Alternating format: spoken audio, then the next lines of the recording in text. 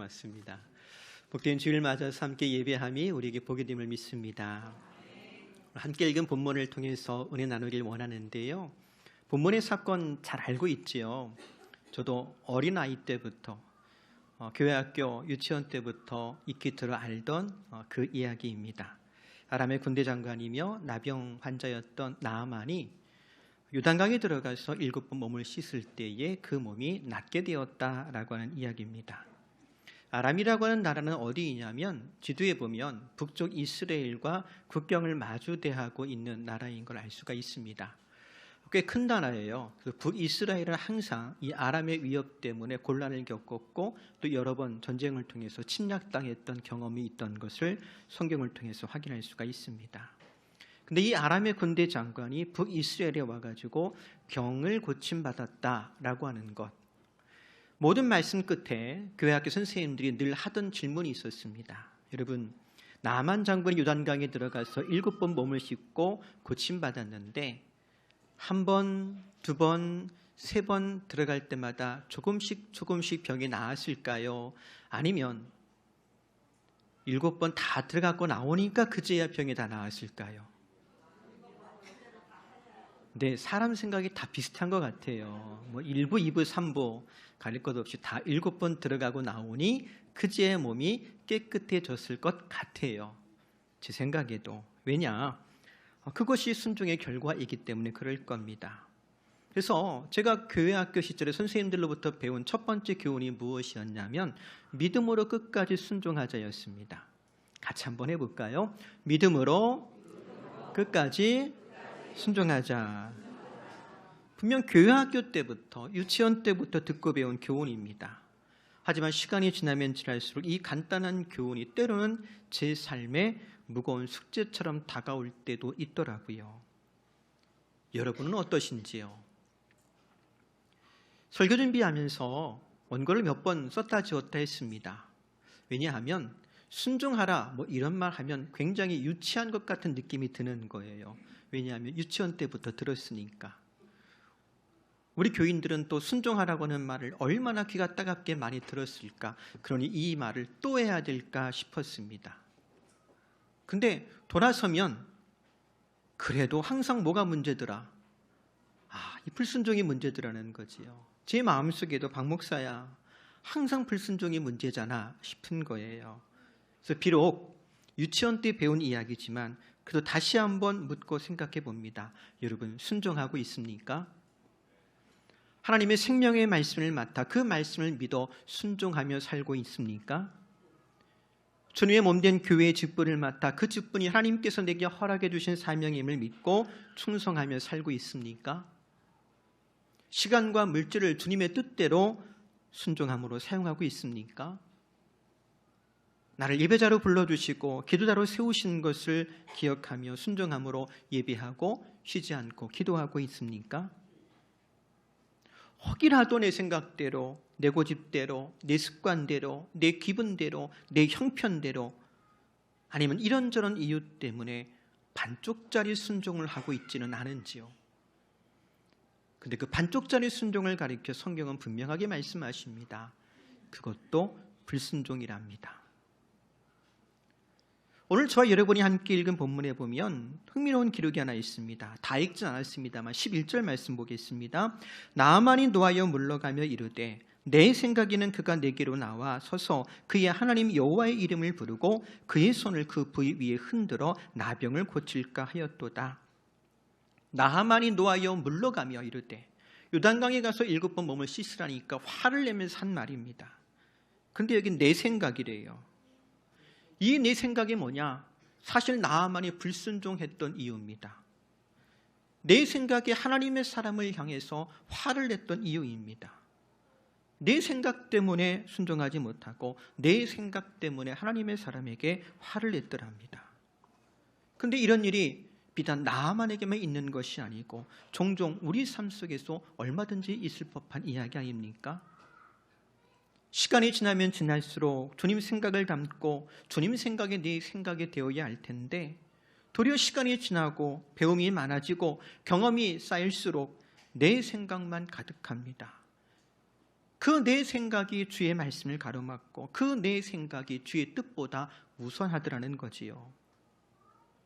또 한 번 하고 두 번은 하고 세 번은 하는데 내 생각대로 하기 때문에 7번까지는 하지 않습니다. 그래서 많은 경우에 하나님의 일을 한다고 하면서도 열매를 보지 못하고 하나님께서 행하시는 놀라운 일들을 경험하지 못할 때가 있지는 않았는지요.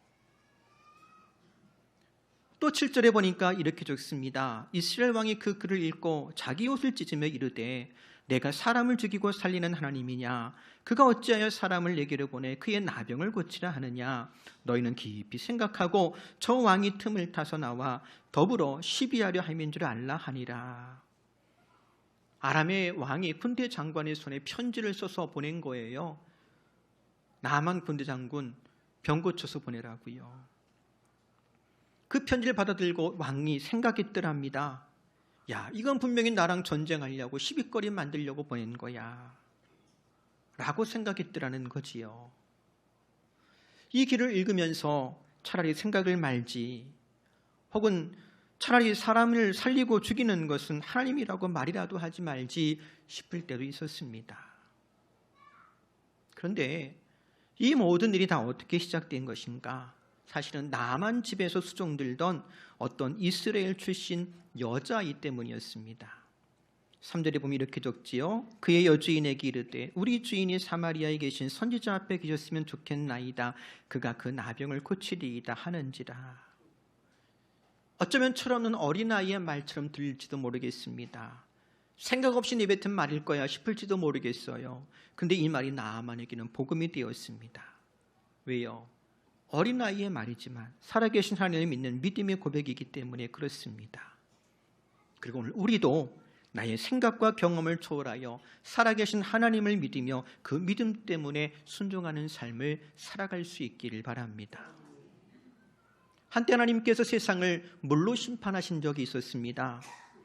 그 무서운 심판의 이유가 뭐였지요? 창세기 6장 5절에 보면 이렇게 적습니다. 여호와께서 사람의 죄악이 세상에 가득함과 그의 마음으로 생각하는 모든 계획이 항상 악할 뿐임을 보시고, 사람의 생각 때문에 하나님께서 물로 세상을 심판할 수밖에 없었더랍니다. 그 생각이 항상 악했기 때문이랍니다. 심지어 하나님께서 인간을 지으신 것을 후회하셨다라는 표현까지 성경에 기록되어 있는 것을 봅니다. 생각이 문제였던 거예요. 오죽하면 잠언 4장 23절이 이르십니다. 같이 읽어볼까요? 뭐든 지킬 만한 것 중에 더욱 내 마음을 지키라. 생명의 근원이 이에서 나비라. 마음 지키래요. 마음이 뭡니까? 생각 주머니예요. 사랑하는 성도 여러분, 마음 잘 지켜야 돼요. 다른 말로 좀 표현한다면 생각 잘 해야 됩니다. 오늘 저와 여러분이 본문 처음부터 끝까지 읽지는 않았습니다만 이 나아만이 고침받는 사건에 보면 반복되는 단어가 2개 있습니다. 하나는 주인이라고 하는 단어고요, 하나는 종이라고 하는 단어입니다. 여러분, 종이 어떤 사람입니까? 신분과 계급의 차이를 먼저 생각할지 모르지만 쉽게 생각하면 종은요, 듣고 순종하는 사람입니다. 생각이 없어서 순종하는 것이 아니고 자기 생각을 따르기보다는 주인의 생각을 따르는 사람이 종입니다. 내 안에 거절할 수 있는 수만 가지 이유가 있음에도 불구하고 내 생각과 이유를 접고 주의 뜻에 따라서 행하는 사람을 종이라 가리키고 그걸 가리켜 순종한다라고 합니다. 여러분, 우리에게도 주님이 계십니다. 우리는 다 주님의 종입니다. 종이라고 기분 나빠하지 마십시오. 주님의 사람이란 뜻에서 종이라고 합니다. 그리고 주님의 사람으로 나도 순종함이 마땅합니다. 혹 어떤 이는 이렇게 되물을 수 있을 거예요. 내가 왜 그렇게 살아야 되느냐고, 내가 왜 주님의 종으로 내 생각과 의지와 계획을 내려놓고 살아야 합니까? 라고 물을지도 모르겠어요. 근데 왠지 아십니까? 비록 크고 존귀하고 능력 있는 사람일지라도 실상은 나병 환자와 같기 때문에 그렇습니다. 그게 우리 인생이고 우리 실존입니다. 결국 하루하루 죽음을 재촉하는 불쌍한 인생들이기 때문에 그렇습니다.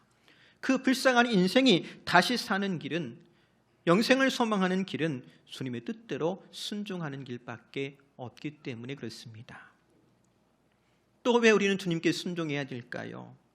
우리 주님은 나를 살리시려고 당신의 몸을 십자가에 내어주심으로 우리를 대속하셨기 때문입니다. 주님께서 죄의 종된 나를 사셨습니다. 그래서 우리는 예수를 가리켜 나의 주요, 나의 하나님이라고 부릅니다. 나를 위해 생명까지 내어주신 주님을 믿고 순종하는 것입니다. 사랑하는 성도 여러분, 멋지고 예쁜 옷으로 혹은 사회적인 지위로 혹은 돈으로 혹은 뻔뻔함으로 위장할 수 있을지 모르겠습니다만 실상은 나병 환자처럼 외롭고 고통스러우며 하루하루 죽어가는 인생을 살리시려고 십자가에서 주님께서 죽으셨으니 나를 위해 죽기까지 복종하신 예수를 따라 순종의 삶을 살아가는 저와 여러분 되기를 바랍니다. 두 번째로, 그럼 도대체 생각은 언제 하는 걸까요? 믿는 사람의 생각은 무엇일까요? 17절 말씀 보면 이렇게 적습니다. 나아만이 이르되 그러면 청하건대 노새 2마리의 실 흙을 당신의 종에게 주소서. 이제부터는 종이 번제물과 다른 희생제사를 여호와 외에 다른 신에게는 드리지 아니하고 다만 여호와께 드리겠나이다. 나아만이 생각했습니다. 내가 내 나라로 돌아가서 아람으로 돌아가서 어떻게 살아계신 하나님을 경배하며 예배할 수 있을까? 우리나라는 우상 숭배하는 나라인데 어떻게 그곳에서 나를 다시 살게 하신 하나님을 예배할 수 있을까? 그래서 생각해낸 것이 무엇이냐? 노새 2마리의 실 흙을 가져가기로 했습니다. 무엇하려고요? 다만 여호와께 번제물과 희생제물을 드리겠습니다 라는 말로 비추어 볼 때 그가 아람으로 돌아가서 그 흙으로 하나님을 향하여 단을 쌓고 하나님께만 예배하기 위해서였을 겁니다. 생각은 바로 이렇게 하는 겁니다. 어떻게 내가 하나님을 예배할 수 있을까를 고민하십시오. 내가 저 예배당 문을 열고 나가서 이 복잡한 세상 가운데서 어떻게 하나님의 사람으로 살아갈 수 있을까를 고민하십시오. 또 내가 어떻게 하면 이 죄 많은 세상에서 하나님 말씀대로 하나님 뜻대로 순종하며 살아갈 것인가를 고민할 수 있기를 바랍니다.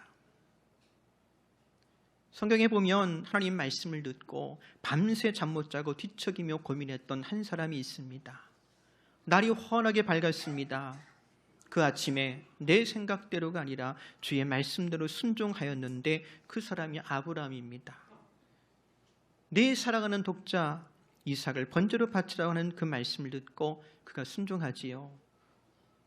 아브라함이 생각이 없는 사람에게 순종했을까요? 아니요, 밤새 고민했습니다. 그래서 히브리서 말씀 보면 히브리서 11장 17절 이하 이렇게 적어요. 같이 읽어볼까요?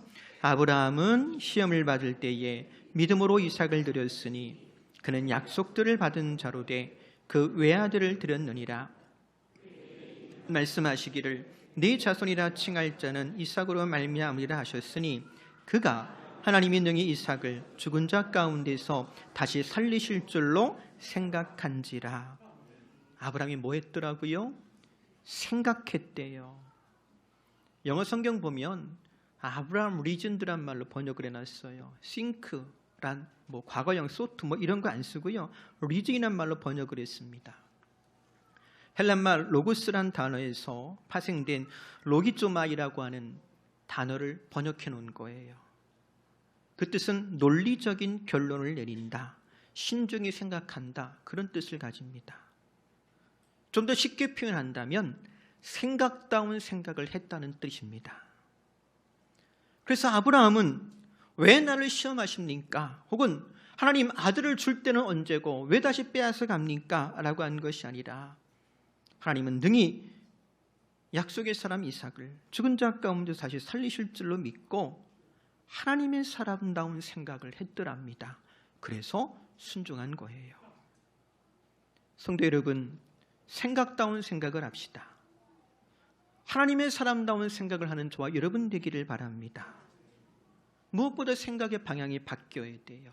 나만 내 안으로 집중하지 말고 눈을 들어 주를 바라보듯 생각의 방향이 하나님을 향해야 되고 하나님 말씀을 붙잡고 생각할 수 있어야만 됩니다.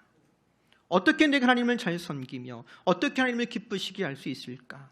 내가 무엇을 포기하고 내려놓을 때 하나님을 영화롭게 하며 어떻게 하면 주의 몸된 교회를 섬길 수 있을까를 생각할 수 있어야 됩니다.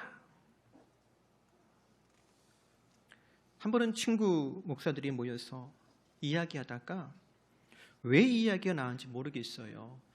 20억이 있다면 무엇할까? 이런 얘기를 했어요. 20억이 얼마큼 되는 돈인지도 잘 모르겠고 왜 200억도 아니고 20억인지 모르겠어요. 그때 한 친구가 대뜸 그러는 거예요. 나 20억 있으면 목회 안 하고 은퇴하련다. 한바탕 웃었습니다. 왜냐하면 그 친구가 얼마나 어렵고 힘들게 목회하는지 알거든요. 그럼에도 그 친구가 얼마나 주를 사랑하고 주의 몸된 교회를 사랑하는지 알거든요. 그 친구가 한 말은요, 쓸데없는 생각하지 말란 소리였어요. 맞아요. 사랑하는 성도 여러분, 은혜 받은 사람으로 그리고 주를 섬기는 하나님의 사람으로 생각다운 생각을 합시다. 밤새 고민하고 계산기 두드리고 자기 고집대로 살아가려는 계산이 아니라 나만처럼 혹은 아브라함처럼 하나님 앞에서 가치 있는 고민을 시작해 봅시다. 그냥 고민이 아니라 시편 1편 2절에 이른 것처럼 주의 말씀 붙잡고 생각의 방향을 하나님께로 맞추는 거예요. 그리고 순종의 삶을 결심하는 저와 여러분 될 수 있기를 주의 이름으로 축복합니다. 말씀 정리합니다. 나병에 걸린 아람 사람이 하나님의 사람이 되어서 아람으로 돌아갑니다. 다른 말로 표현하면 세상으로 돌아가는 거예요. 그의 생각의 방향이 바뀜으로 순종하는 하나님의 사람이 되어 돌아갑니다. 우리도 마찬가지입니다. 생각의 방향이 바뀌어야 됩니다. 주의 나라와 주의 의를 위해서 하나님 앞에서 가치 있는 고민을 시작하고 실천함으로 순종의 삶을 살아가는 저와 여러분 되기를 다시 한번 주의 이름으로 축복합니다. 기도하겠습니다. 하나님, 주님 앞에서 믿음의 생각다운 생각을 하며 순종의 삶을 살아가기를 원합니다. 성령께서 우리 마음과 생각을 지켜주시고 순종한 우리를 통해 영광을 받아 주옵소서. 그리고 주의 몸된 교회가 믿음의 사람들로 인해 든든히 세워져 가고 하나님 나라가 전파되게 하옵소서. 우리 구주 예수 그리스도의 이름으로 기도합니다. 우리 사도